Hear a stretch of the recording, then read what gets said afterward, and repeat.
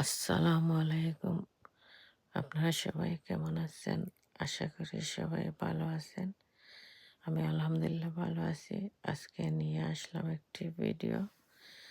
একটা ছিল পার্কে। আমার বোনের ছেলের জন্মদিন ছিল, তাই আমরা সবাই পার্কে গিয়েছিলাম।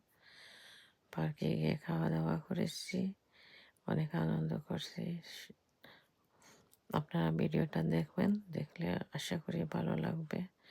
আমার ভিডিওটা যদি ভালো লাগে আপনারা একটা লাইক দিবেন, শেয়ার করবেন আর সাবস্ক্রাইব করবেন প্লিজ। Thank you.